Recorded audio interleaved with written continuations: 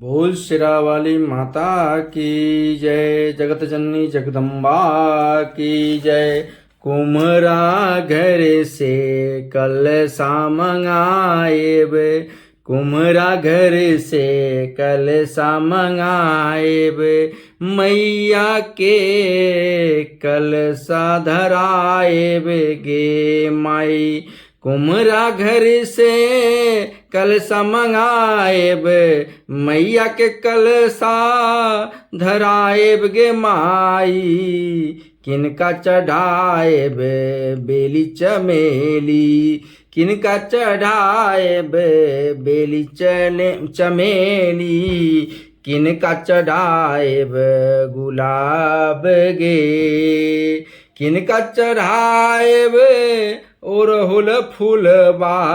मैया के कलश धराएब गे माई, लक्ष्मी चढ़ाएब बलि चमेली, लक्ष्मी चढ़ाएब बेली चमेली, सरस्वती चढ़ाएब गुलाब गे। दुर्गा चढ़ाएब ओरहुल फूलवा, मैया के कलश धराएब के, किनका से मंगाएब गोदी के बलकवा।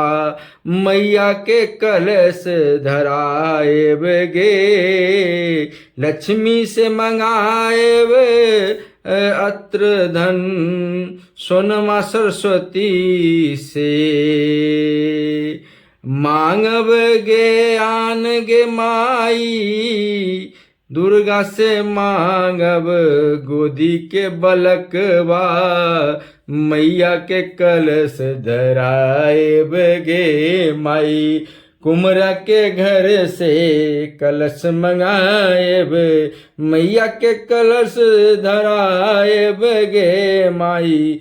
किनका चढ़ाएब बेली चमेली, किनका चढ़ाएब गुलाब गे, किनका चढ़ाएब ओरहुल फूलवा। मैया के कलश धराएब गे माई, चमेली लक्ष्मी चढ़ाएब बेली चमेली, सरस्वती चढ़ाएब गुलाब गे। दुर्गा चढ़ाएब ओरहुल फूलवा, मैया के कलश धराएब के, किनका से मांगब गोदी के बलकवा। मैया के कलश धराएब गे।